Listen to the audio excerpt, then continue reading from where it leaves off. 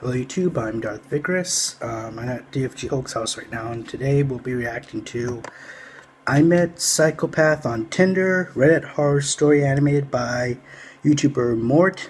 I haven't seen some of his videos in a while, so anyway, here we go excuse me, here you go in 3, 2, 1. I made the dumbest, most detrimental decision of my life last year. Okay. I'm a female and at the time was 16 with very low self-esteem. I admit it was a rough year for me last year and I craved attention badly. I didn't have a legitimate father figure growing up and was in a constant power struggle with my mother. Okay. This initiated me lashing out and, well, doing incredibly stupid shit. The worst of my decisions came during Christmas break. I had just ended my time as a waitress at a local diner and was confined to my room for several days after being grounded. Well, technically I was grounded from leaving my house, but staying in my room was my choice. I would entertain myself with social media, Twitter mainly, but Our teenagers do nowadays, unfortunately. to ease the boredom. Tinder was definitely the most fun. Who even uses Tinder nowadays? I lied about my age so that I could use the app, but I clarified that I was only 16 in the bio section. I was extremely picky, swiping right on only about 1 out of every 20 guys. I didn't give the ones I chose much thought. Some of them messaged me and some didn't. I had a lot of short-lived, senseless conversations that led to nothing. That was until I met this man named Zach.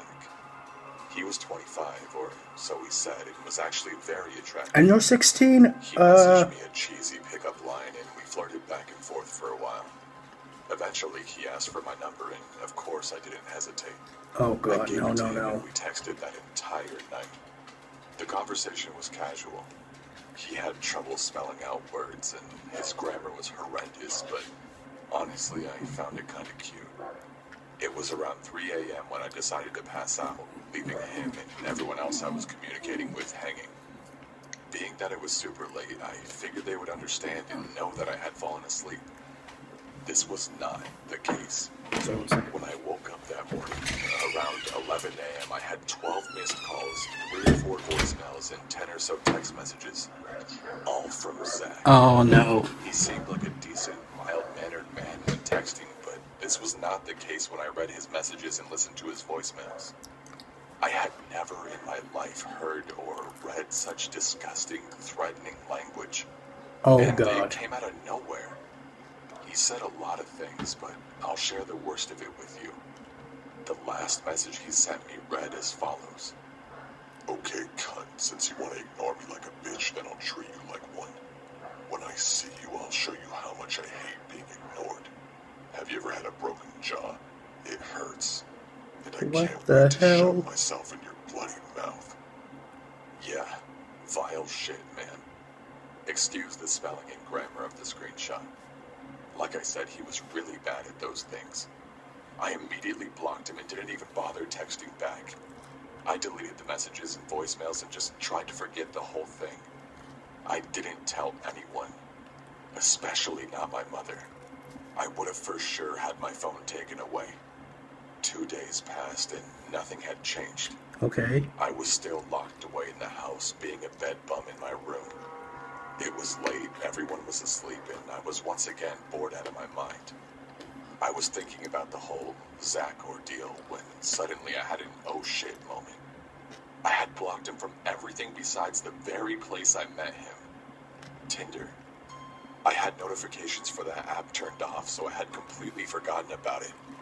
I logged back on, and sure enough, it was riddled with messages from Zach. I wasn't even going to open them, but the first several words from the thread caught my eye. He was talking about how he knew where I lived and that he was standing outside my house. He even mentioned the house being 2 stories. This could have been a good guess. I mean, a lot of houses are 2 stories, but what shook me at my core and sunk my stomach was his location. When I first matched him, he was 30 or so miles away. But now it said he was less than a mile away. I lost my shit and quickly deleted him and my Tinder account immediately. I regret this now because I didn't think to screenshot it for evidence or whatever. I was still too stupid and scared to tell anyone. Oh boy. I spent that entire night peeking out of my window and even let one of our outside blue healers sleep in my room. I was scared to the point of nausea. I stayed awake until dawn, so I slept until around 3 p.m. When I went downstairs, my mother had spine-chilling news for me. She told me that a man came to the door asking for me and said that he knew me from church. I didn't even attend church at the time. My mother, thank God, very smartly told him that he had the wrong house, and then contacted the police and gave a description. She didn't bother waking me because she thought, and still thinks, that the man was just a random creeper, and that I had no knowledge of him. She said that he asked for her daughter, rather than saying my name. If it was indeed Zach, I had no idea and still have no idea how he found me. It was the longest month of my life before I moved to live with my older sister.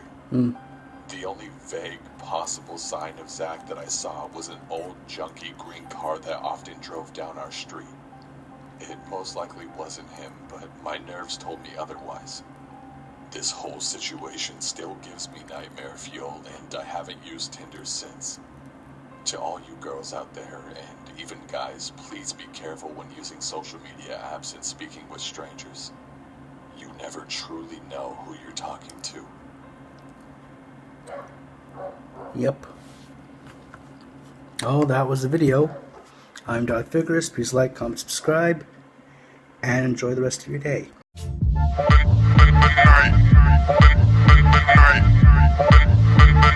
By the blackouts every other night.